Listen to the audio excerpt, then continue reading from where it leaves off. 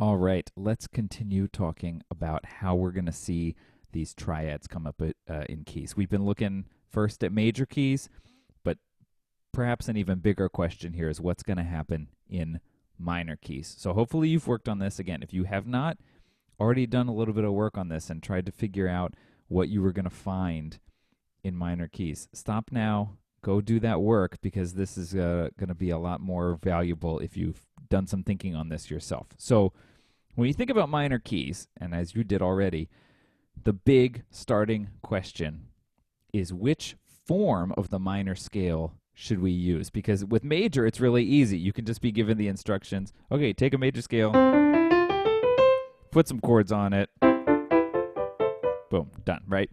But it's not so simple with minor, because right out of the gate, when you first say, okay, let's put some chords on the scale degrees from the minor scale, there are different options. And so we have to be thinking, okay, which form of the minor scale would be the most appropriate for, instances like this where we're going to be combining notes together.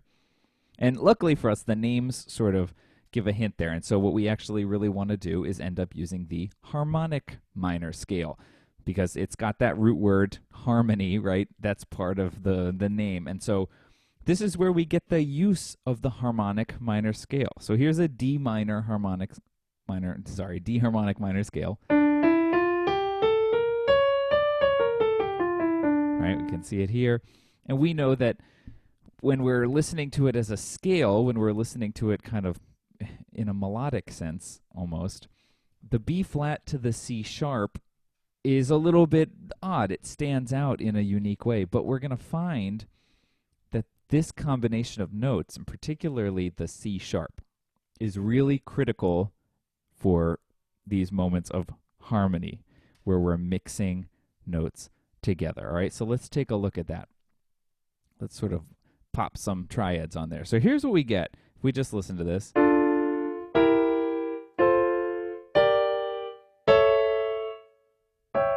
Oops. Right.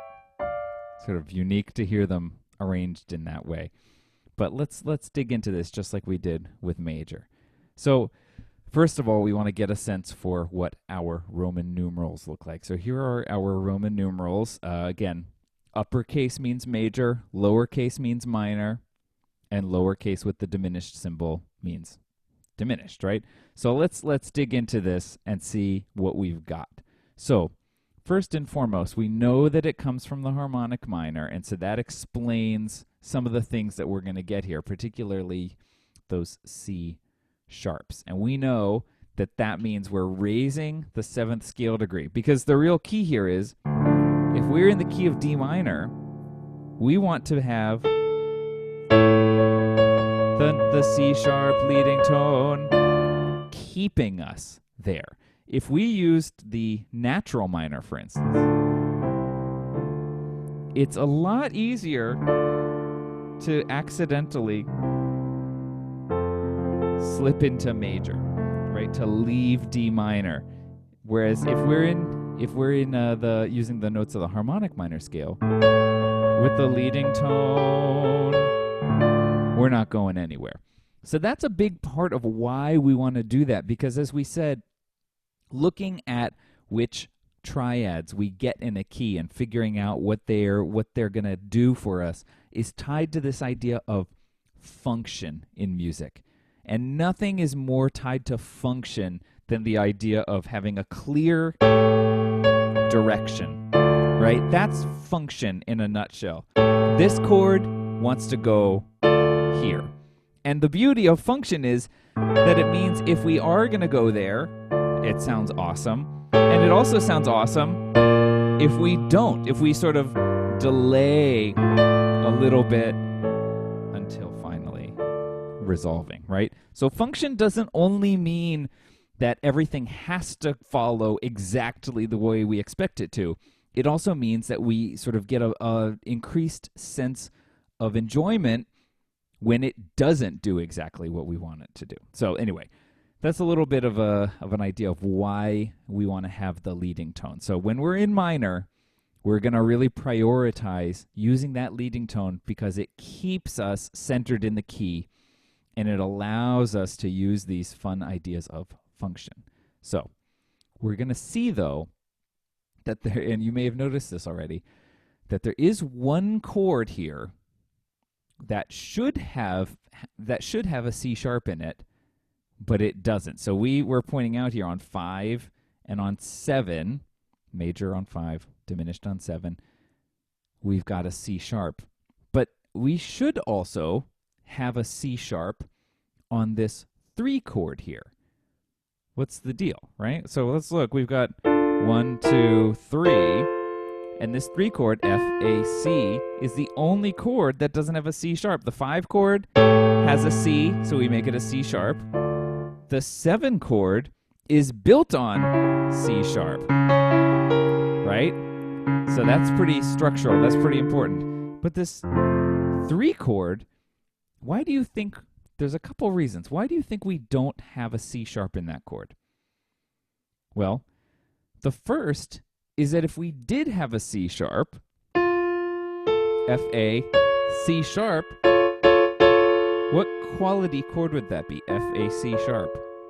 It would be an augmented triad.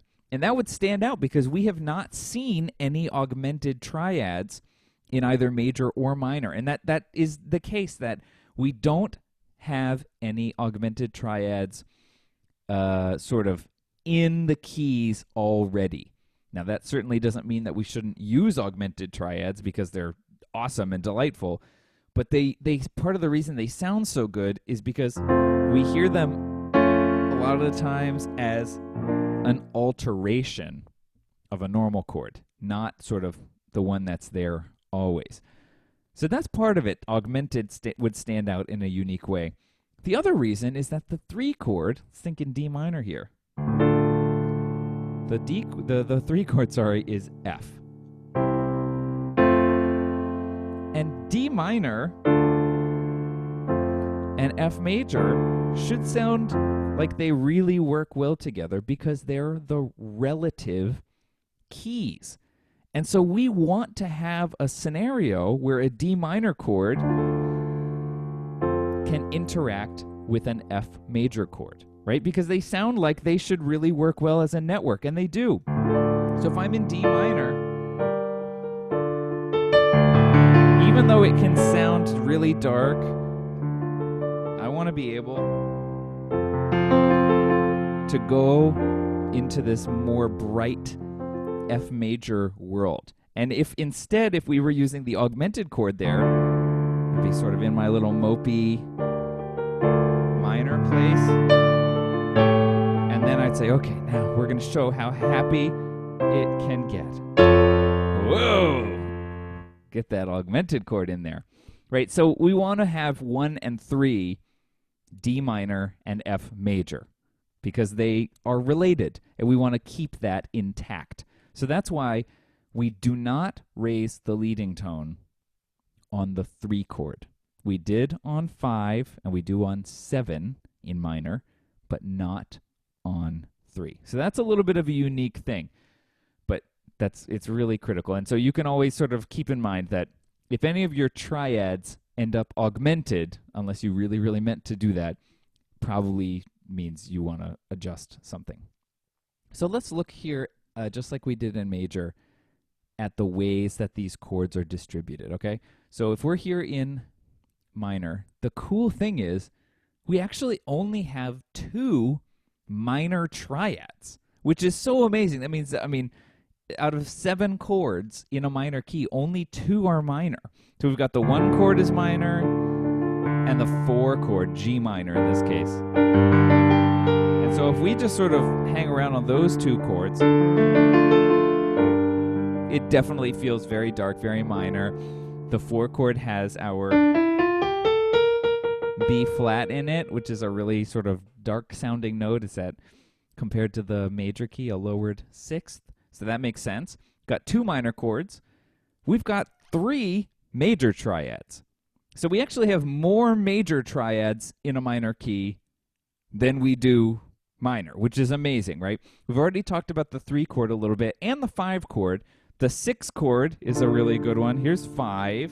Here's 6. And the thing that's great about 6 is that it almost gives us in a minor key this hope that things are going to be okay. But before long,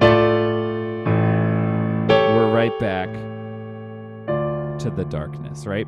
Even the 5 chord, which is major, right? If I'm in D minor, when I get to this 5 chord, sure, that's a major triad, but this idea of function, we can hear that it's major right now, but it's major in a minor world. It's pointing to something minor. So it doesn't matter that the 5 chord itself is major. That leading tone, C sharp, that we've raised, makes it a major triad, but it's still pushing us to someplace darker, someplace minor. I think that's really cool. So we've got 2 minor triads, 3 major triads, and the other thing that's great about minor is that we have 2 diminished triads. So the 7 chord was diminished in major as well. So if we were in D major, we would have C sharp as the 7th scale degree, and we would have this same diminished triad, C sharp, E, G, that we have here in D minor. Right? You can hear how that's pushing us to that minor resolution. But in minor, the 2 chord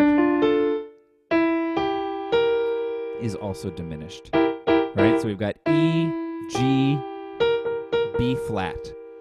And this is one of the most, I think, the easiest things to forget is that the 2 chord is diminished in a minor key. So that's something to look at. So we have the same amount of diminished chords as minor chords in a minor key, and then we have 3 major chords, more than any other quality in a minor key. So that's what we have. Those are our minor key chords that we're working with.